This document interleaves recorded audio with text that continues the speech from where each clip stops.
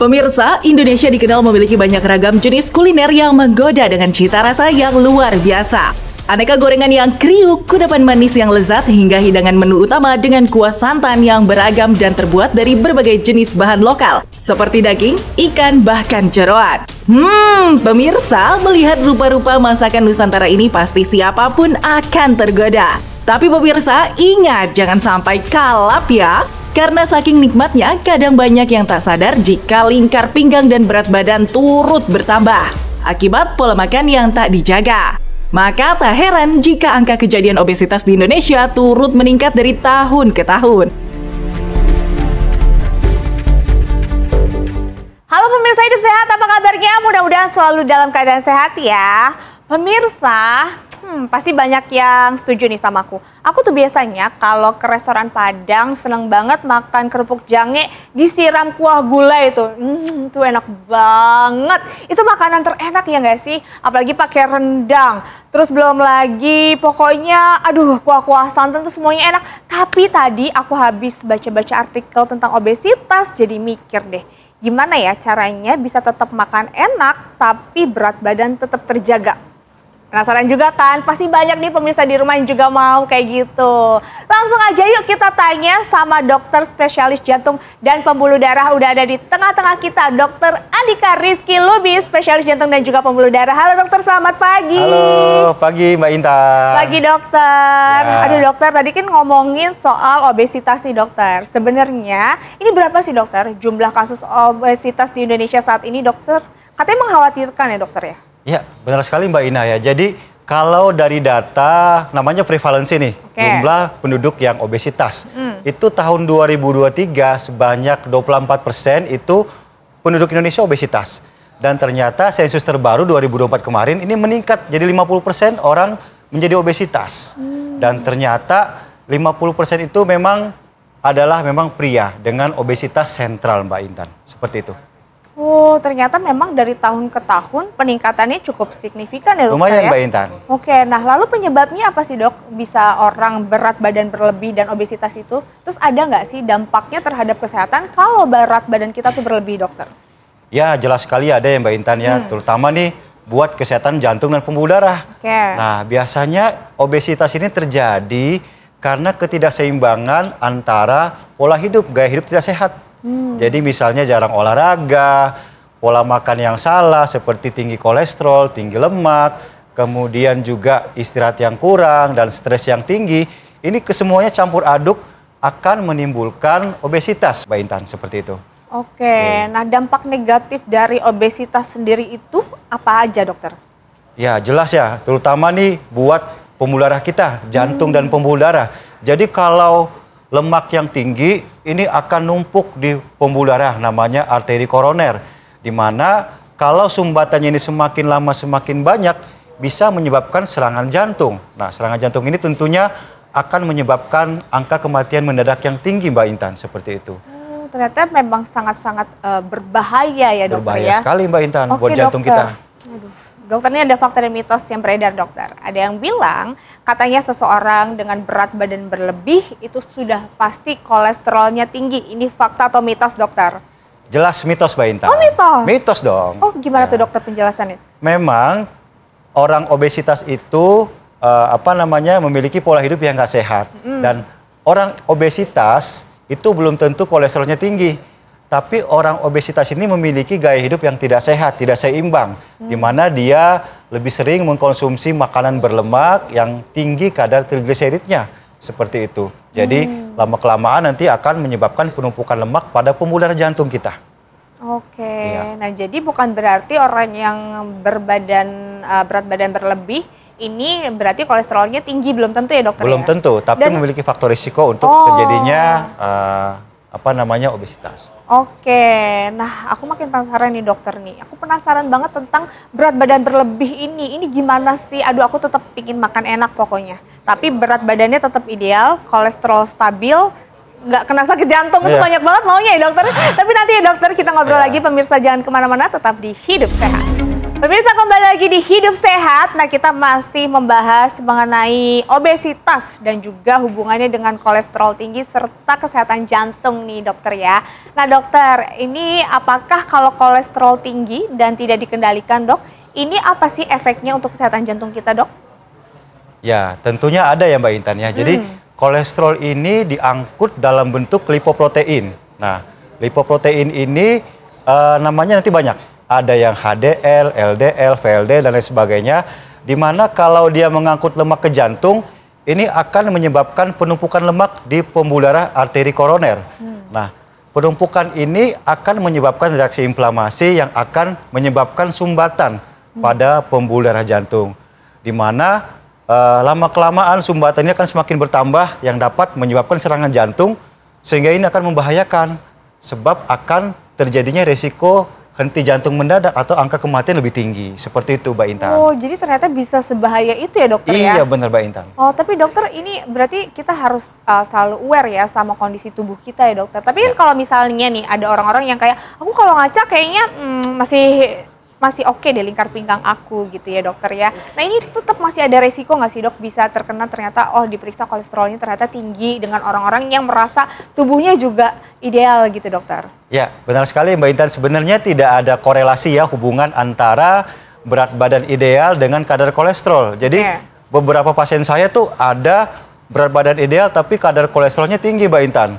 Nah ini saya bilang tergantung lagi bagaimana lifestyle-nya, pola hidup orang tersebut. Kalau makannya tinggi lemak, tinggi kolesterol, tentunya akan meningkatkan resiko serangan jantung juga, sumbatan pembuluh darah, Mbak Intan, seperti itu. Tapi dokter ya kolesterol ini kayaknya dimusuhin nih sama semua orang. Tapi emang kolesterol itu selalu jahat ya dokter? Tidak selalu Mbak Intan, ada kolesterol baik. Gimana tuh dokter maksudnya? Jadi tadi saya udah sebutin tuh namanya lipoprotein. Jadi lipoprotein tuh ada macam-macam nih. Lipoprotein ini adalah zat yang mengangkut lemak di darah kita. Ada dua jenis, ada yang high density lipoprotein namanya HDL. Ini kita kenal sebagai lemak baik. Kenapa? Karena dia mengangkut lemak keluar dari jantung. Sedangkan ada yang lemak jahat namanya LDL, low density lipoprotein. Dia menimbun lemak di pembuluh darah jantung. Nah, kalau kita berbicara target nih, kalau di panduan internasional dikatakan target kita ini Mbak Intan, LDL-nya itu di bawah 100 untuk orang normal. Sedangkan untuk HDL itu adalah di atas 50 Mbak Intan. Nah dokter ini menarik ya ternyata ya dokter, ada juga ternyata kolesterol yang baik juga. Betul. Tapi kita langsung ke fakta dan mitos berikutnya dok. Ini katanya kolesterol jahat bisa dikendalikan dengan olahraga secara rutin. Ini fakta atau mitos dokter? Itu fakta Mbak Intan. Fakta dong. Senang dong buat orang-orang yang rajin olahraga. Gimana dok penjelasannya? Ya karena dengan kita berolahraga itu nanti akan meningkatkan sebenarnya kadar kolesterol HDL yang baik Mbak Intan. Jadi dikatakan setiap kita berolahraga itu akan meningkatkan kadarnya sampai 17% Mbak Intan. Dan selain itu juga Mbak Intan, benefitnya kita berolahraga itu juga meningkatkan sensitivitas insulin. Nah, insulin ini adalah hormon di badan kita yang mengatur, meregulasi kadar gula darah dan metabolisme lemak di badan kita. Jadi kalau kita rajin berolahraga, maka gula darah kita akan lebih terkendali, turun, dan kadar lemak kita juga lebih terkendali. Seperti itu, Mbak Intan. Namanya dia menghambat proses pemecahan lemak, lipolisis. Tapi ini apakah semua olahraga itu baik untuk jantung dok? Atau ada olahraga tertentu mungkin yang dokter sarankan? Ya, untuk jantung itu kita direkomendasikan olahraga yang bersifat aerobik. Jadi artinya aerobik adalah olahraga yang memakai otot-otot yang besar ya, seperti otot tangan, otot paha, dan bersifat endurance, lebih olahraga yang berlangsung 30-60 menit. Contohnya misalnya kayak olahraga apa aja dok? Bersepeda gitu ya? Bersepeda, lari, berenang, seperti itu. Tapi jangan lupa juga kita harus olahraga resistance training, yaitu angkat beban, weight training. Untuk supaya mencegah sarkopenia namanya istilahnya. Berarti tetap harus weight training juga ya? Betul sekali Mbak Intan. Itu udah aku lakuin tuh dok. Aku udah rajin olahraga, weight training, terus olahraga endurance juga aku olahraga. Berarti aku bisa dong terhindar dari obesitas, penyakit jantung gitu dokter ya? Iya dong. Tapi kira-kira masih boleh nggak ya dok makan enak, makan apa aja yang aku suka tuh kayak makan makanan Padang gitu-gitu. Bisa nggak ya kalau misalnya kita tetap makan enak, tapi aktivitas fisik juga tetap banyak gitu dokter supaya tetap sehat. Tapi jangan dijawab dulu dokter. Pemirsa, penasaran kan? Kita temukan jawabannya sesaat lagi tetap di Hidup Sehat. Pemirsa, balik lagi di Hidup Sehat. Nah, kita masih ngobrol-ngobrol ya sama dokter Andika. Nah, dokter langsung nih kita menuju fakta dan mitos. Ini katanya kita tetap bisa makan enak jika banyak melakukan aktivitas fisik. Ini fakta atau mitos dokter? Ya, ini jelas mitos ya Mbak Intan. Kenapa? Karena meski kita rajin berolahraga, bukan berarti kita makan semuanya seenaknya. Semua tetap perlu seimbang antara aktivitas fisik, olahraga, dan pola makan. Dan kunci utama dalam menjaga berat badan adalah konsep defisit kalori, di mana kalori yang masuk harus lebih sedikit daripada kalori yang dikeluarkan melalui aktivitas fisik ataupun olahraga. Seperti itu Mbak Intan. Oke, baik. Nah dokter, ini apa aja sih dok yang bisa dilakukan untuk terhindar dari obesitas, kolesterol tinggi, dan jantung tetap sehat nih dokter? Ya, tentunya kita harus olahraga yang rutin. Ingat kata-kata rutin harus teratur minimal 150 menit per minggu dengan durasinya 30 menit sampai 60 menit per kali durasi. Dan tentunya menghindari makanan yang berkolesterol tinggi serta istirahat yang cukup. Oke, ini berarti kalau stres-stres gitu juga harus tetap dikelola juga ya dokter ya? Benar sekali Mbak Intan. Oke, berarti memang berhubungan ya antara pola makan, terus tadi dokter bilang pola olahraga juga, Betul terus sekali. stres juga, tadi juga tidur ya dokter ya? Berarti Betul. kalau tidur itu minimal berapa jam dokter? Sebaiknya dianjurkan 6-8 jam per hari. 6-8 Ya. jam per hari, ya oke. Nah dokter, ini kalau dari makanan-makanan dok, ini ada nggak sih yang misalnya yang baik untuk bisa menjaga kesehatan jantung dan juga pembuluh darah nih dokter? Ya, kita itu dianjurkan ya Mbak Intan untuk mengkonsumsi zat-zat yang tinggi akan omega 3. Oke. Omega 3 ini merupakan asam lemak tak jenuh, PUFA, polyunsaturated fatty acid. Artinya zat ini esensial, tidak bisa diproduksi tubuh. So, kita harus dapatkan dari luar nih, dari suplemen-suplemen yang ada. Ini gunanya untuk menurunkan kadar trigliserid darah, juga memperlancar aliran darah. Seperti itu Mbak Intan. Oke dokter, nah biasanya omega 3 ini ada di makanan apa aja sih dokter?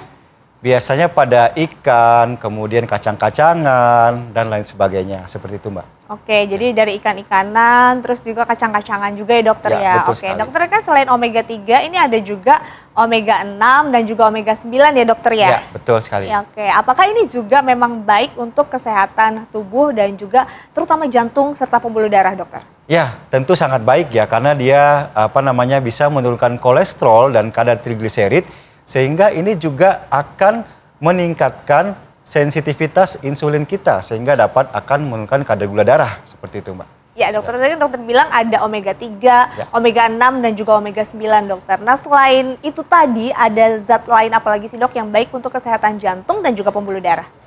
Oke Mbak Intan, jadi kita tuh punya banyak sekali ya zat yang baik dan sangat esensial buat kesehatan jantung dan pembuluh darah. Ada seperti DHA, ada EPA, GLA. Nah, di mana DHA dan EPA ini dapat menurunkan kadar trigliserid dan mencegah pembekuan darah terlalu cepat. Seperti itu Mbak Intan. Oh baik dokter, jadi memang ini zat-zat yang bagus sekali ya untuk menunjang kesehatan jantung dan juga pembuluh darah dokter. Benar sekali Mbak Intan. Nah dokter, kalau misalnya nih dokter, DHA, EPA, dan GLA tadi, itu bisa didapetin di makanan apa aja dokter? Ya, kalau DHA itu banyakkan pada ini ya, ikan-ikanan, kemudian pada kacang-kacangan. Itu sangat baik sekali untuk kita konsumsi seperti itu. Oke, baik dokter. Biasanya ikan apa sih dok yang mengandung? Kalau paling baik sih katanya ikan salmon ya, itu Oke. tinggi akan DHA. Oke, ikan salmon tinggi akan DHA. Oke, baik dokter. Nah dokter nih, misalnya nih, kan kadang-kadang kita nggak bisa terus-terusan memenuhi semua kebutuhan itu dari sumber makanan yang kita makan sehari-hari nih dokter. Boleh nggak sih dokter kalau aku mengkonsumsi tunjangan lain dengan suplemen yang ada kandungan omega 3, omega 6, omega 9-nya juga dokter? Boleh dong, justru kita harus mengkonsumsi suplemen untuk mendapatkan zat-zat yang esensial tadi buat kesehatan jantung dan pembuluh darah, di mana memang tubuh kita tidak mampu memproduksi zat tersebut, ya seperti omega 3, DHA, GLA. Jadi kita harus mengkonsumsi supaya jantung kita lebih sehat dan kadar kolesterol kita lebih terkontrol dengan baik. Seperti itu, Mbak Intan. Oke, baik dokter. Ini berarti memang boleh ya dokter ya kita menambahkan suplemen di sehari-hari itu pemirsa untuk menunjang kesehatan kita. Wah, terima kasih banyak dokter atas informasinya. Ya, sama-sama Mbak Intan. Oke Mbak Intan, ini kayaknya saya harus praktek dulu nih. Izin pamit dulu ya Mbak Intan ya. Silakan dokter, Oke, makasih banyak. Terima kasih, see you. Selamat bertugas, see you dokter. Nah pemirsa, mengenai masalah kesehatan jantung dan pembuluh darah, aku punya informasi nih buat pemirsa. Ikut aku yuk. Ini dia nih, Omepros, suplemen dengan bahan alami yang mengandung omega 3, omega 6, omega 9, serta mengandung salmon oil, flaxseed oil, olive oil, canola oil, dan safflower oil. Sejumlah kandungan dalam Omepros ini dapat membantu menurunkan lemak darah seperti kolesterol dan trigliserid, serta membantu menurunkan darah tinggi. Satu-satunya suplemen yang mengandung blackcurrant seed oil yang kaya akan GLA untuk membantu kesehatan jantung. Omepros merupakan suplemen herbal tanpa efek samping yang dapat dikombinasikan dengan resep dokter dengan jarak 2 jam. Omepros ini juga baik dikonsumsi mulai usia 18 tahun hingga lanjut usia. Diminum 2-3 kali sehari 1 soft kapsul sesuai kebutuhan untuk pemulihan atau memelihara kesehatan. Pemirsa bisa membeli Omepros di apotik, minimarket terdekat, dan e-commerce kesayangan Anda. Dan produk ini sudah bersertifikat halal dari MUI juga loh. Mulai sekarang aku mau jaga kolesterolku. Omepros, bantu kurangi lemak darah. Pemirsa, terima kasih banyak sudah menyaksikan Hidup Sehat. Jangan lupa terus saksikan Hidup Sehat setiap Senin sampai Jumat jam 8.30 hanya di TV One. Kami pamit, Indonesia Hidup Sehat.